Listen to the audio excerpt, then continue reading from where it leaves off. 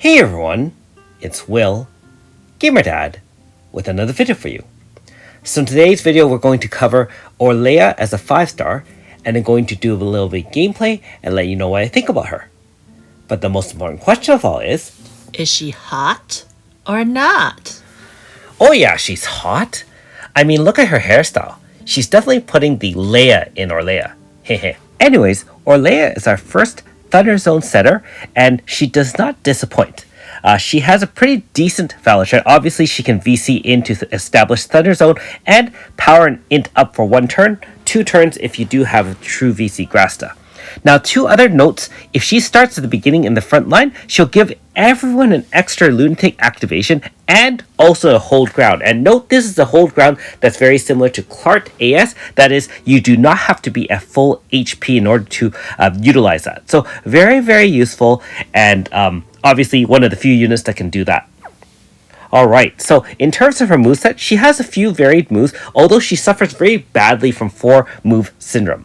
So obviously, Do Benice is DUB, is the one that establishes Thunder Zone preemptively as a move and also gives you a free Aurora Force, why not, for 3 turns. Very, very good, helps you survive, and that's one thing she's really good at. I don't know, I'm not going to pronounce this one, but this one is a fire slash on a single enemy times 3. Increase the strength of the move when the enemy has weakness to fire by 10. And so I'll show you quickly against a mob how much power that can entail. Now that being said, obviously she's mainly in Thunder teams. Now Alu Mage, you're for sure using this move. This one is power, int, and speed plus 50% for 3 turns. And when in Thunder Zone, this now becomes 100% all 3. And also note that it also gives a weapon damage up by 30%. If you've used Kid and Zed Steel, you'll know how powerful this is. The only downside is that it doesn't give you the enemy's -50, -50, -50.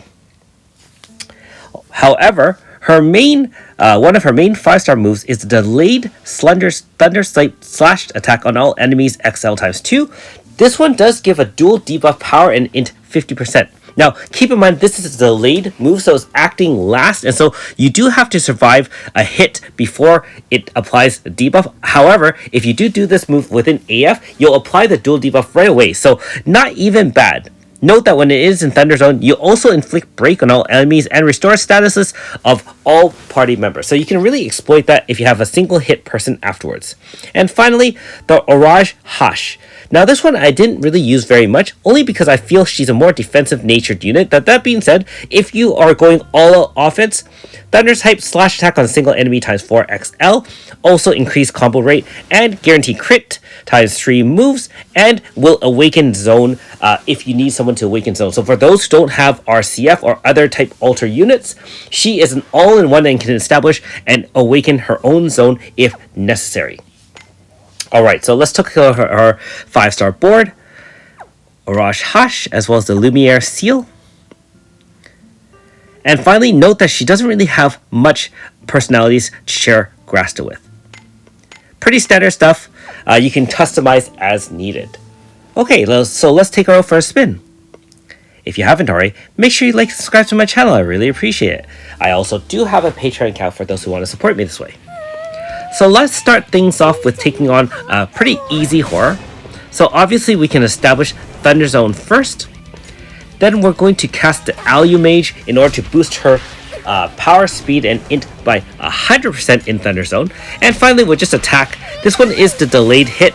Note that the enemy is not weak to Thunder. And keep in mind that most of her moves are actually pretty low multiplier. But that's not really what she's here for. She's not really a DPS unit per se. She's one of, I would say, more of an ultimate support with things like 50% type shield, dual debuff possibilities, healing, status removal, even applying break. She does have that quad XL that can boost combo rate for other DPS members of your team.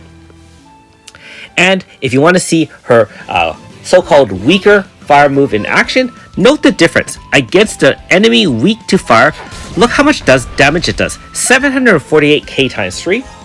And note that we hit someone who is normal resistant is very, very low damage. So if you really want to put her in a fire zone team, I guess you can do so. However, I didn't show that for the sake of this video. Alright, so in our first example, we're going to take on Ishmael thin. This enemy is one of the few enemies weak to thunder. I know the new super boss is also weak to thunder. However, in creating this video, I haven't really had time to experiment on that super boss yet. So I will get to it in the next week or so. Now that being said, my first impressions of using Orleya in a Thunder Zone theme, you can obviously plug in your best Thunder type units. RCF and Nokoko are both featured in most of these videos clips because remember that they can actually adapt to any elemental zone. So remember that RCF is normally a fire unit as well as Nokoko is an earth unit, but they can both change their moves to the element of the zone. So very, very useful that way. Obviously, you can do that with your free units from the complex stream, equipping thunder type elements as well. And of course, if you have stronger units such as ES Melina, AS Victor, and of course Silver Striker, ES Miyu will work the best, I feel, because she is a pretty powerful DPS. One thing about Thunder Zone and Thunder type units, most of them, with very few exceptions, are mainly there for combo.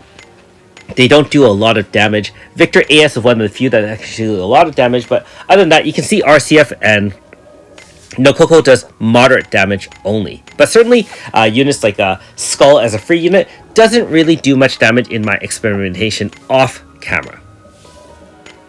Alright, and like I said, Orleya really doesn't do much either. In our second example, we're going to take on some old dual Hachios. Now, remember that this one's probably the easiest pair. However, now I can finally do a one-turn AF kill. I finally did upgrade and side grade AS Victor, and so we do have advantage of not only using him as a Thunder type unit with high DPS if you build up those Trino stacks. You can also have that very high level end of turn wind attack if you use one of his subsidiary moves. Dopo Rantango is his main DPS move, and as long as you got that other move, it'll slash with a wind type slash attack, maximum damage if you had at least 1000 multiplier. In this case, we don't even have that, but I mean, it's easy to clear at this point, and I know that these units are power creeping the content, and so not really much to brag about, but certainly for players who are relatively newer to the game, you can see that Orleya can definitely power a team like that, provided you do have a number of different Thunder Zone units. That is one downside so far that I've seen with Orleya. I mean, she has a great kit, but so far, not too much content is required to beat Thunder. And although you can tie in other Thunder type units, they are few and far between. So as we get more Thunder type units, I think she'll become more and more valuable. But for now, I would still say that she's great if you can get her. But certainly for those who are going all out, I wouldn't say that is necessary at this point. I could totally be wrong, though, in future content having all requirements for Thunder. Alright, so in our second example, we're going to take on, again, another older dual Hachio boss. Same kind of setup, and I know that most of these will show kind of similar type setups because realistically, the best way to establish and use Thunder Zone is at the first turn AF. I don't feel that Orleya is best utilized if you DC her in. First of all, it's for two reasons. You're going to delay your AF, obviously, so you can get hit by the enemy. Secondly, remember she has to start in the front line for you to get that extra lunatic charge on all your units, as well as that hold ground. And if you don't die, obviously you don't need that hold ground. However, it is nice to have. And you can see one of her main advantages over some other zone type units. She, with her Aurora Force and her dual debuff, took essentially 0 or 1 damage against that Demon Spider. And if you tried before, without enough dual debuffs, you know how damaging that one shot can be, usually killing your entire team. So from a whole bunch of damage to 0 or 1 is a very impressive task, and obviously you can still get some physical resistance from RCF. However, I think the bulk of the shielding is from her. Again, that is with a dual debuff 50-50. Instead of taking thousands of damage, we're only taking it in the low hundreds, making life a little bit easier. You can definitely take your time using someone like Orleya to help stall, similar to a Pisaka. If you really, can build a team of Thunder units that enemies can be vulnerable to, you can definitely stall out with that shield, the dual debuff, although it is delayed, and the fact that you can keep on boosting your DPS with that Alu Mage 100%. That means max power, speed, and int boost on your team. One small thing, remember that most of those buffs are maxed out at 100%, so they do have diminishing returns, at least to my knowledge, and so if you have other boosts, it won't be nearly as effective. So for example, if you use ES Melina with her power and speed boost in Lunatic does diminish in value quite a lot, being that Alu Mage will basically put that ability more obsolete. Alright. Now, other fun things you can think about is that for units that are based on speed damage, remember that AS Kikyo, you can probably add her in, and even though she herself isn't a Thunder Zone unit, I mean, you could kind of use this to kind of boost her speed and then change zone with another type of zone unit, or you can use something like Slash Zone or something like that. Keep that in mind if you want to do some more complex strategies. Haven't experimented with it yet. This unit is still pretty new, and so there's a lot of different things we can do. So far, the main thing I've gotten is that definitely RCF and Nikoko are very, very valuable, and as more zones come out, we know that eventually a Shade and a Crystal Zone unit are going, setters are going to come out. Those two units are going to rise in value as well. Alright, so in our final example, this is going to be a little bit longer of a video, and so I do apologize for that. I was experimenting with the dual Hachios, and seeing if Thunder zones can handle this EX4 against the sealed Malefics, aka dual Hachios. Now, I will say right off the bat, without having ES Miyu, I was lacking substantial damage in order to kind of push through certain stages, and so I do apologize. This fight lasted around 14 turns, and keep in mind that the minimum requirement is 20 turns in order to get the reward. So I know it's not the most elegant or low turn clear. It's more to kind of show some of her strengths and limitations as well. Now, one thing about Thunder Zone that I also noticed is that my other DPS units are really not there. It's really just AS Victor as my main DPS. I mean, Nikoko can do decent damage, but certainly RCF won't be relied on to do damage. And Orleya, again, in all the things I've tried, is not really there for DPS, because unless you have an 80 light Orleya, you won't be able to put 4 moves on, and so I always default and choose the one that's delayed dual debuff, just because you have a heal at the end of turn, which means that the enemy hits you and gives you status. You'll cure that as long as it's in I guess in a Thunder Zone. So that is a very big advantage. One other advantage is that she does not require Awakened Zone in order to get the Alu Mage to 100%. Remember that you only need to be in Thunder Zone in order to take advantage of that. One last thing to remember is that Orleya doesn't have an end of turn boost like other zone setters. I mean, her moves boost enough, I will say, but that is, I will say, a small disadvantage in Thunder. But if you think about team building and what we're looking for a support unit, a healer, a dual debuffer, and a DPS. She covers everything, including the zone setting and awakening zone if you want to, with the exception of dealing damage. Alright, back to the action here. So obviously we are doing quite a bit of damage, mainly from AS Victor, like I said, as my main Thunder DPS. Now, these dual Hachios were at a point where the newer zones had been released and the newer elements, and so they are neutral and vulnerable to Thunder, not weak, not resistant, and not null. Alright. Now, we are on wave 4. And I will say that using this team versus, for example, a more traditional team that I use, like a 4-element blunt team, it was actually challenging to build, only because, like I said, without ES Miyu, my choices were limited in kind of pushing through HP stoppers and stuff like that. If I had, for example, ES Miyu instead of Nikoko, I can imagine right here, 2 shots, each one kills an HP stopper, and we move forward from that, right? And so in this case, it's going to be more of a stalling, kind of building AF bar.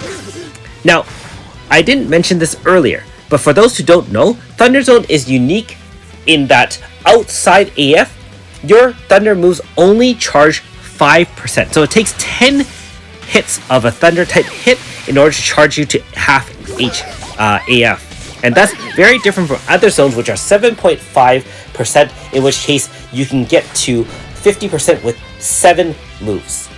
Now, in exchange for that, during the AF, each Thunder moves does 10% AF charge instead of 7.5. So you lose some value outside AF and you gain a lengthened AF when you're blasting away in order to build up your AF combo meter. So very similar to Flash Strike stats, where each move in Flash Strike charges the bar 10%. Your zone will help charge you 10% in AF only. Alright, so again, compare the damage with most of the team to AS Victor. And this is the other limitation as well. Obviously, if you don't have an Awakened Zone, your damage is going to drop quite a bit. Good thing is that when her zone fades outside another zone, she can preemptively re-establish zone. And remember that you still get the full benefit of Alumage at 100% here. One other thing is that in longer fights, you can definitely see some of the limitations with your team. Now, remember that she does give everyone an extra Lunatic activation, and so AS Victor really benefits from that. We also have the power of Benefic that you get from defeating one of the artificial spirits. So, Terra Nivian 20,000 BC. And so you really want to use that to extend his Lunatic to 5 turns from 3 turns, and then if you activate it again, then you'll have 10 turns. Also remember that if you VC him in, he'll still have an extra activation, which means 3 total activations, although again, you'd rather do a full first turn AF instead of that. And finally, we're at the Moths. These were really annoying. Again, I don't have any kind of way to kind of kill it off before this, because normally what you really want to do is save your AF here. And I should have saved it. I was actually making mistakes as I was filming this, because honestly it's getting a little bit tired experimenting for a couple of hours. I do apologize for that. Normally I should have just one-shotted the Moth with my Doppel Randango outside AF and see if that was enough to push to HP stopper and then activate AF afterwards. So I did make a mistake in this clear, and so that was kind of sucky. And so as a result, I do need an extra couple of turns to kind of regenerate your MP. We use Healing Prayer from Nikoko to kind of give us a small regen, so we have to wait a couple of turns to build up enough MP to cast more moves. But one thing I will show you is that with the dual debuff at 50-50, you are shielded quite a bit from Yasuzumi's wind attack. So usually after the EF, if you don't kill it here, it would have wiped you out right here. This one should have wiped you out. In this case, instead of thousands, again, just a little bit. And remember, it still boosted itself. So that's a really good example of her type shield plus that dual debuff helps you survive. Obviously, not quite as good as Kid, but the downside to Kid, of course, is that Kid requires a build up by using yes, I didn't have enough. I made a mistake there and didn't use my my MP to do the Victor's attack. So again, mistakes were made here. Alright. And finally, we know we're going to clear it now. Just one smack of Doppel Randango. I know, Rampangolo, sorry. I should stop mispronouncing things. Alright, so the grass is very similar to the previous fights. Alright, so in conclusion, Orleya is our first and only Thunder Zone setter. Ultimate support, minimal DPS, but the shielding, dual debuff, healing, status recovery, break, and even a little bit of fire DPS really will help you utilize Orleya, and I'm looking forward to practicing and utilizing her more in the future, especially with ES Miyu. Thanks for watching. We'll see you next time.